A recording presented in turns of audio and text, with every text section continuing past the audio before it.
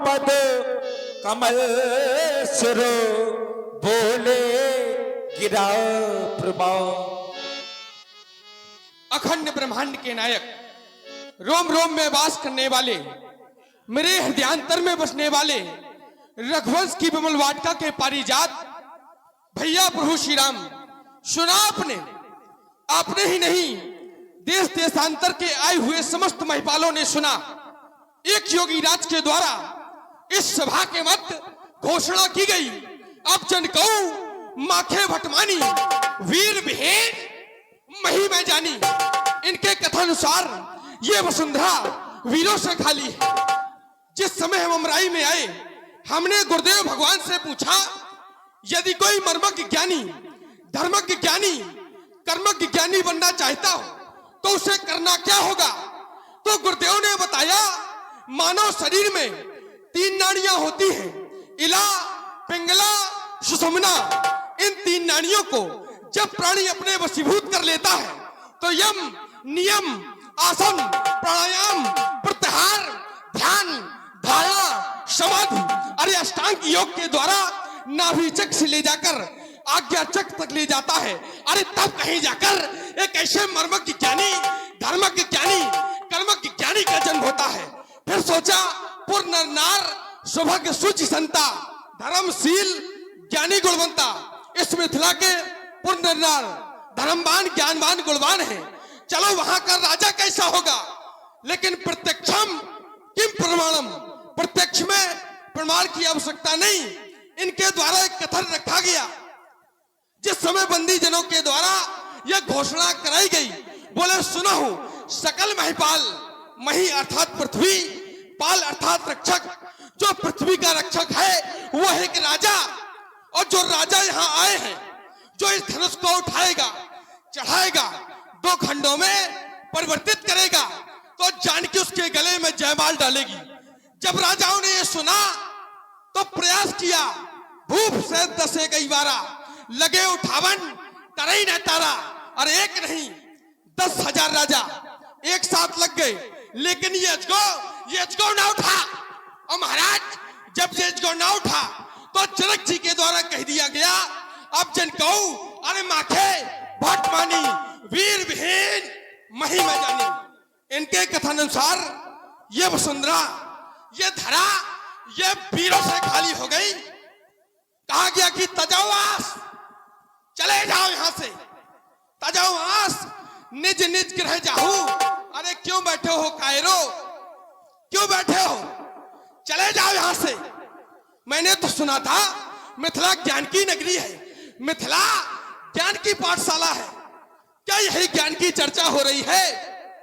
अरे जहां गार्गी जैसी विदुषी महिलाएं, अष्टावक्र जैसे गुरु विद्वान रहते हो, भला उस ज्ञानियों की नगरी में एक ज्ञानी राजा के द्वारा अरे 36 सभा के मध्य ये वक्तव्य रखा गया कि जाओ, चले जाओ। अरे कौन चला जाए, कौन चला जाए? 1 वर्ष से चल रहा महामहोत्सव, कोई कब आया, कोई कब आया। जो बिना बुलाए आते हैं वो देवता तुल्य होते हैं। अतिथि देवो भव, जो बिना बुलाए आते हैं वो देवता तुल्य होते हैं। तो क्या देवताओं का सम्मान करने का क्या यही तरीका होता है? कहते हो कि लिखाना विधि वेदई विवाहु महाराज जनक। तो सुनो, जानकी का विवाह विधाता ने नहीं लिखा, ये मैं घोषणा करता हूं। क्योंकि जानकी का विवाह विधाता ने नहीं लिखा, क्योंकि विधाता उसकी लिखता है जिसका जन्म विधाता की रचना के अंतर्गत होता है। और जानकी का जन्म विधाता की रचना के अंतर्गत नहीं हुआ। भाई प्रकट कुमारी, भूमि बिदारी जानकी का प्रकट हुआ है। तुम्हारे द्वारा कहा गया इस धरती पर वीर नहीं है। तो महाराज जनक, अगर इस धरती पर वीर ना होंगे तो इस धरती माँ का क्या होगा? और अगर परदेसी राजा करे राज तो फिर भारत माँ का क्या होगा?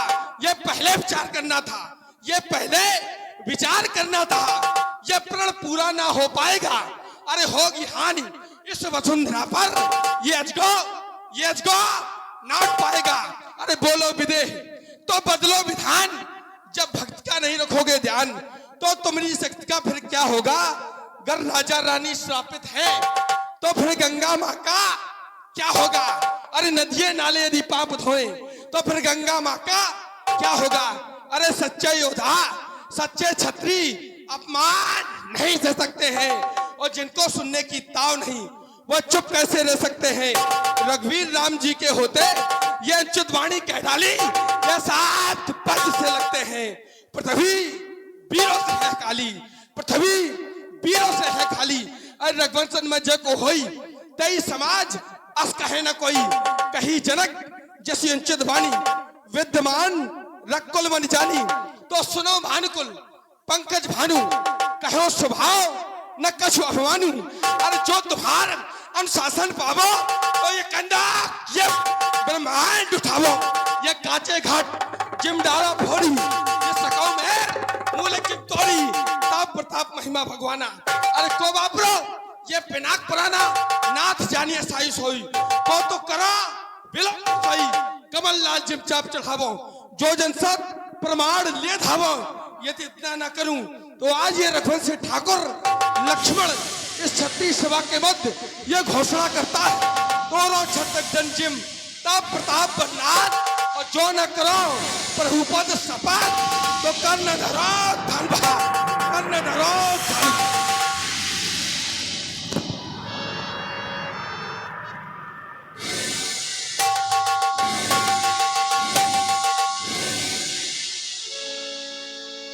लखन सको बचन जे बोले,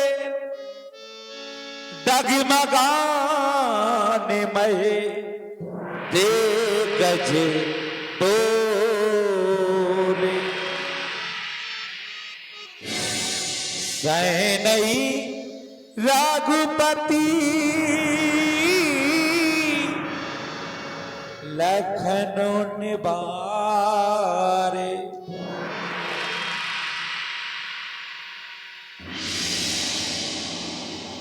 भैया लक्ष्मण,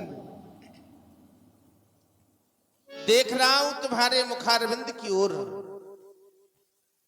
क्रोध के कारण ये नेत्र रक्त की तरह दिखाई दे रहे हैं। इससे आज प्रतीत होता है कि हमारे सूर्यवंश का सूर्योदय हो चुका। विचार करो लक्ष्मण।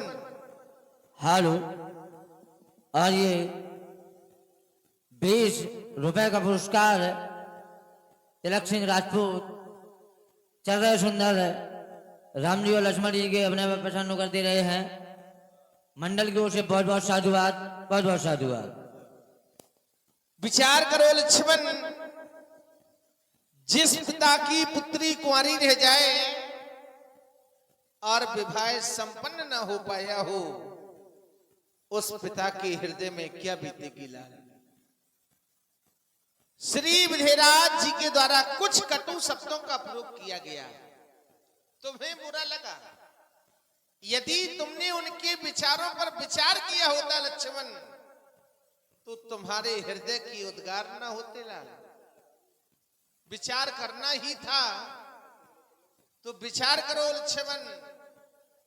जिस पिता की पुत्री कुंवारी रह जाए, जिस पिता की पुत्री कुंवारी रह जाए और विवाह संपन्न न हो पाया हो, उस पिता के हृदय में क्या बीतेगी लाल।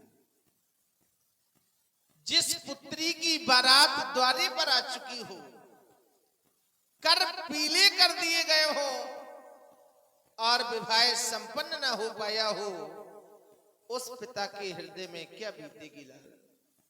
देख रहे हो मैथिली प्रांगण की ओर जुरे दूर देशों के महपाल भाई, जुरे दूर देशों के महपाल भाई, तिलभर धनुष कोई उठा तक ना पाए, ना प्रण कर पाए कोई वीरजन।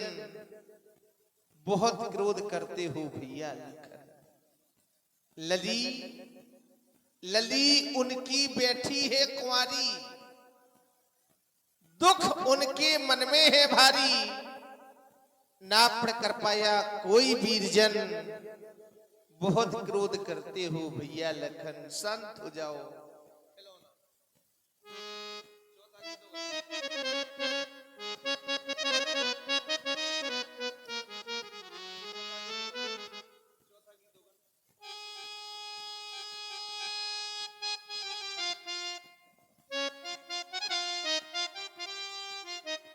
भैया तुम शांति हो, बेटा वृथा क्यों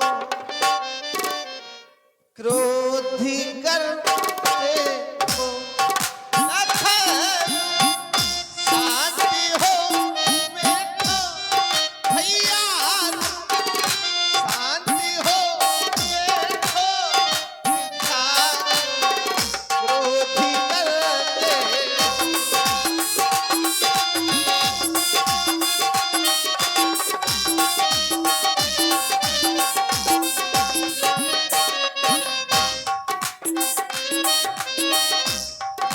और लक्ष्मण विचार करो, क्या वीरों को जन्म देने वाली वसुंधरा, इस पर वीर समाप्त हो सकते हैं? कदापि नहीं। भला सोचो धरा वीरों से खाली किस तरह हो। भला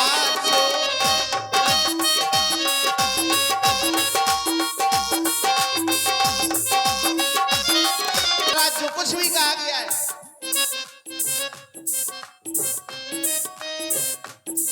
कहा है क्रोध में जो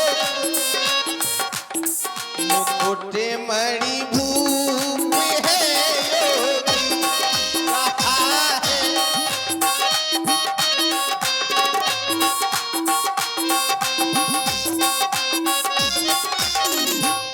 और इतना ही नहीं,